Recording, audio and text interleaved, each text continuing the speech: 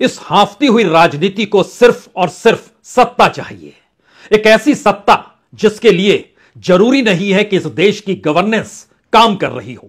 कोई जरूरी नहीं है कि विपक्ष के तौर पर इस देश के राजनीतिक दल कोई ऐसा विजन देने को तैयार हो जिसके जरिए अल्टरनेटिव यानी विकल्प की सोच जनता के भीतर भी खड़ी हो जाए। दरअसल यह राजनीति सत्ता की राजनीति है जिसमें एक नैरेटिव की जरूरत होती है। उस नैरेटिव का मतलब बहुत साफ है, सामने वाले को हरा देना या खुद जीत रहे हैं इस नैरेटिव को खड़ा कर देना।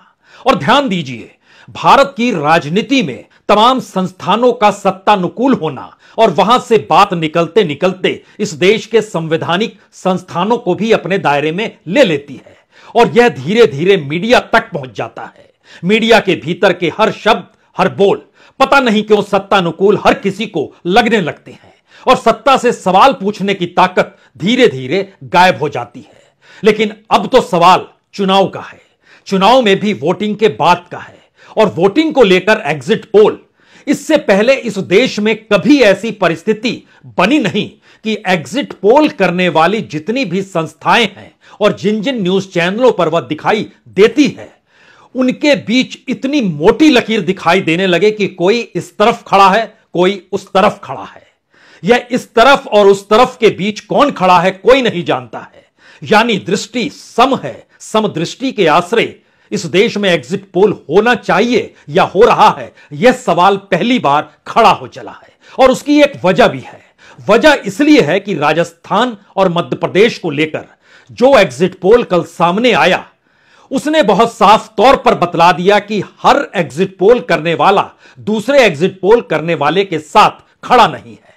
और यकीनी तौर पर अगर आप इस देश के 10 एग्जिट पोल जिन्होंने अलग अलग न्यूज चैनल और अखबारों के जरिए अपनी बातों को रखा, अगर उसमें आप लकीर खींचिएगा तो हो सकता है आपको नजर यह आए एक तरफ 5 दूसरी तरफ 5, एक तरफ 4 दूसरी तरफ 6। ऐसी परिस्थिति भी आ सकती है जो इससे पहले आती नहीं थी। ऐसा नहीं है कि एग्जिट पोल करने वाले गलत नहीं होते हैं। याद कीजिए हरियाणा का चुनाव, याद कीजिए बिहार का चुनाव, याद कीजिए बंगाल का चुनाव। उस वक्त भी एग्जिट पोल करने वाले गलत साबित हुए। लेकिन यह सवाल पहली बार है कि इस देश के भीतर एग्जिट पोल के जरिए कोई नैरेटिव सेट तो नहीं किया जा रहा है। और उस नैरेटिव सेट करने का मतलब यह है कि चुनाव परिणाम जो निकल कर आए उसको लेकर कोई भी झटका महसूस ना करे, यह ना सोचे कि दरअसल वह तो जीत रहा था, वो हार गया, या फिर जो जीत रहा है वह यह ना सोचने लगे कि वो हार कैसे गया। इन दो सवालों के बीच जनता का भी सवाल होता है।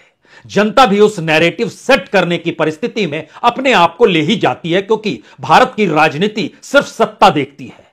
यहां के चुनाव विपक्ष को चुनने के लिए नहीं होते हैं कि वह एक बेहतरीन विपक्ष चुन लेगा, ऐसा बिल्कुल नहीं होता है। सत्ता के लिए ही चुनाव लड़े जाते हैं। तो सत्ता में कौन आ रहा है उसके लिए तर्क गढ़ने वालों की कमी नहीं होती है, और जो हार गया उसके लिए तर्क गढ़ते हुए उसे खारिज करने की स्थितियां भी खूब रहती है। इसीलिए किसी भी राज्य में किसी भी नेता को लेकर अगर आप फैसला सुना देते हैं कि यह जीत गया, तो फिर यकीन जानिए कल तक जो कह रहे थे यह हार जाएगा और इस वजह से हार जाएगा, उसके बाद वो परिभाषा देंगे इस वजह से इसको जीतना चाहिए और ये जीत गया। देखिए, हम कहते थे ये जीतेगा तो जीत गया। नैरेटिव सेट करने का फायदा किसे मिलता है? क्या वाकई कोई ऐसी परिस्थिति इस देश के भीतर है जो वोटिंग के बाद भी नैरेटिव सेट कर राजनीतिक लाभ ले सकती है? मुश्किल सवाल है। सवाल मुश्किल इसलिए है क्योंकि उसके बाद तो सिर्फ जनगणना जो होती है, वोटों की गिनती जो होती है, वही तो होगी। तो इसमें क्या गड़बड़ी और कौन सी गड़बड़ी? लेकिन बावजूद इसके जब मध्य प्रदेश और राजस्थान से आप गुजरिएगा तो आपके सामने आज दर्जनों मुद्दे हम रखने वाले हैं। लेकिन उससे पहले दो चीज समझ लीजिए।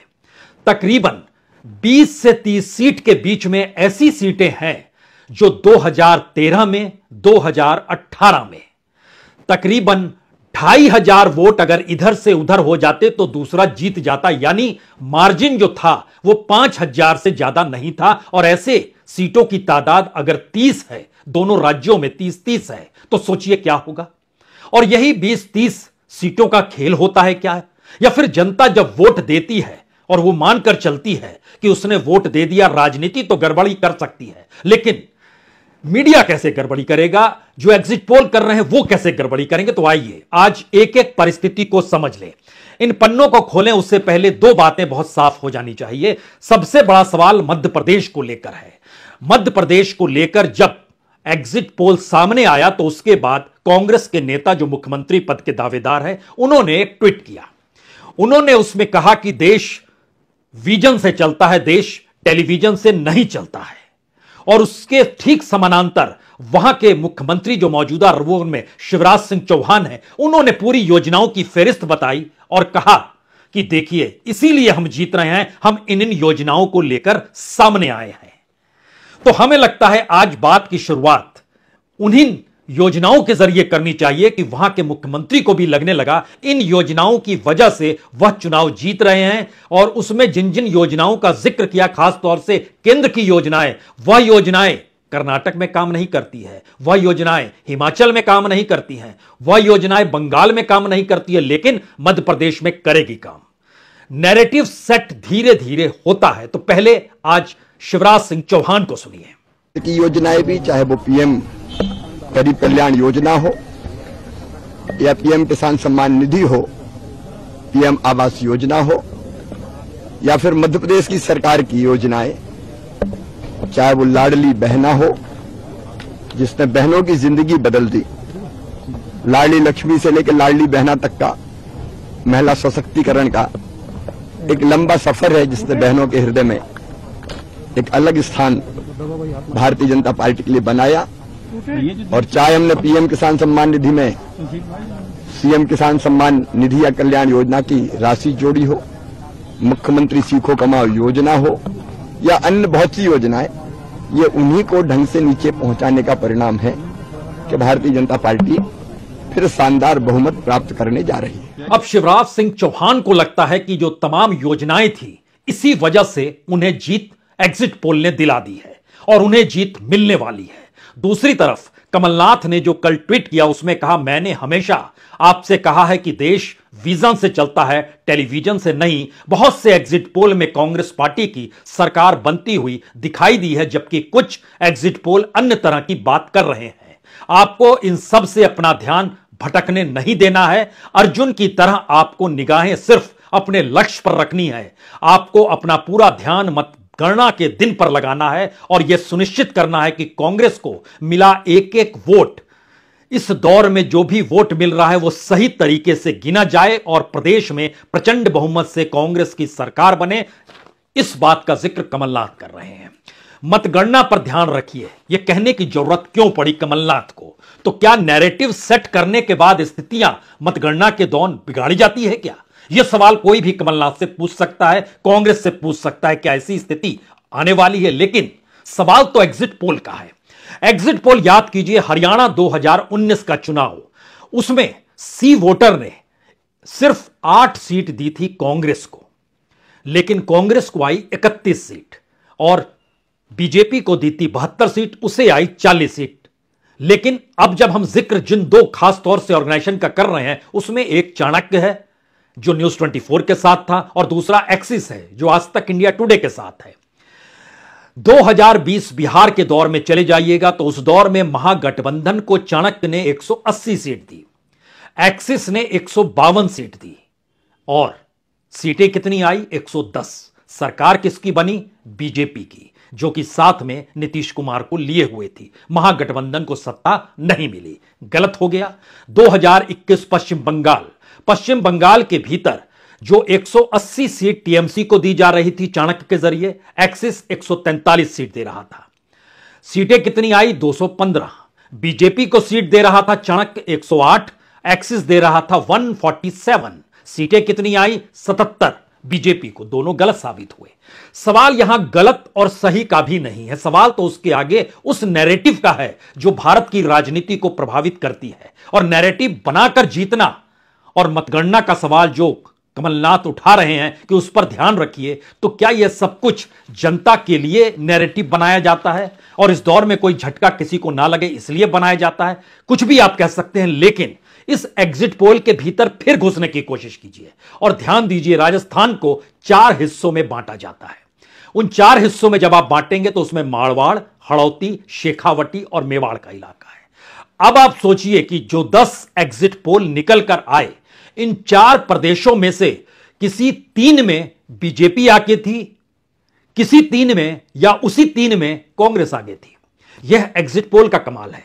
हम उसके हिस्सों में चले गए और जो 2 खासतौर से जिनके जिक्र हो रहा है कि इन्होंने मध्य प्रदेश और राजस्थान के भीतर जो दिया है वो चीजें शायद पलट सकती हैं, जो कहा जा रहा है उसके भीतर अगर आइएगा तो यहां पर भी आपको हड़ौती और शेखावटी और मेवाड़, इन 3 जगहों पर भिन्नता नजर आएगी आपको उन लोगों के भीतर, उस ऑर्गेनाइजेशन के भीतर और उसके द्वारा किए गए एग्जिट पोल के जरिए यहां पर भी वो वेरी कर रहे हैं। तो एक सवाल और होता है, आप यह भी जानना चाहेंगे, राजस्थान में 3 जो है खुले तौर पर कांग्रेस के पक्ष में है, 7 बीजेपी के पक्ष में एग्जिट पोल करने वाले। मध्य प्रदेश में 5 बीजेपी के पक्ष में है, 5 कांग्रेस के पक्ष में है। यह फिर एक ऐसी परिस्थिति में यह चीजें छत्तीसगढ़ और तेलंगाना में नहीं है, यह सिर्फ इन 2 राज्यों के भीतर है।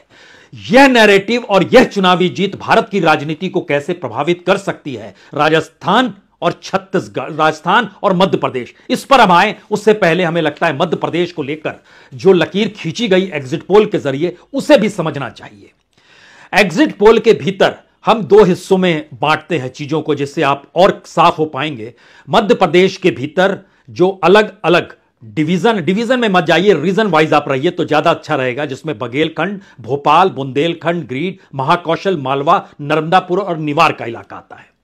इन जगहों पर जो खास तौर से बड़ी इंटरेस्टिंग चीज यह है कि जहां जहां कांग्रेस आगे थी पिछले चुनाव में, जैसे ग्रिड का इलाका था, जैसे महाकौशल का इलाका था, जैसे मालवा का इलाका था, तो वहां पर 50 में से 26 कांग्रेस को मिली थी, 24 बीजेपी को मिली थी, और जो निमाड़ का इलाका था जिसमें 16 में से 10 सीट कांग्रेस को मिली थी।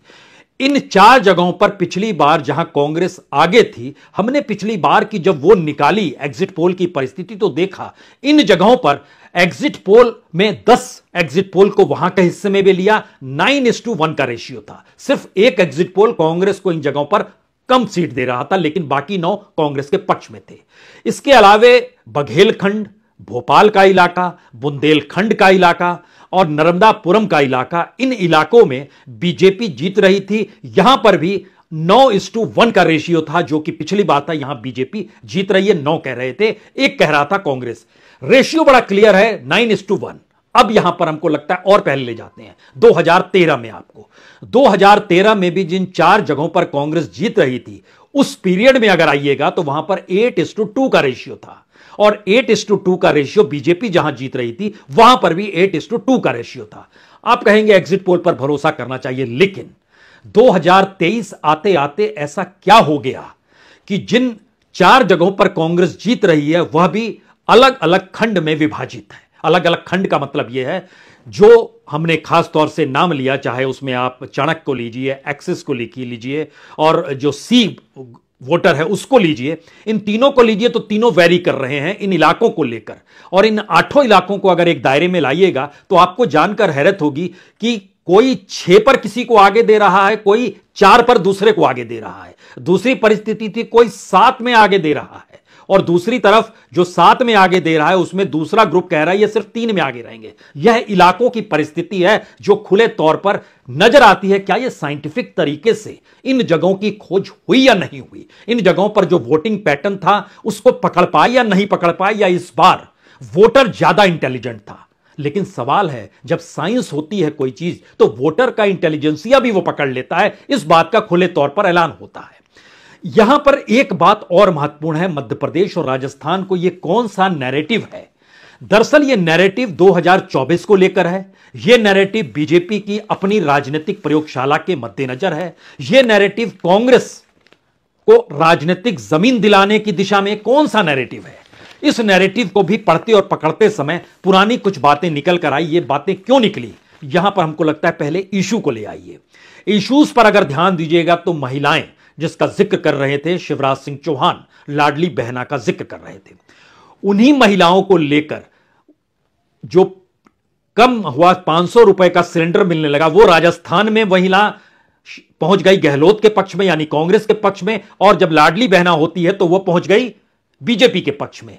यानी जिन जिन राज्यों में जहां जहां महिलाओं को जो दिया स्टेट ने सत्ता ने, पॉलिटिकल पार्टीज ने मैनिफेस्टो के जरिए यह खुला ऐलान पहले कर दिया था, वहां वहां वो महिला मूव कर गई। यह नैरेटिव पहला सेट हो गया इन दो राज्यों के मद्देनजर जो एग्जिट पोल बतला।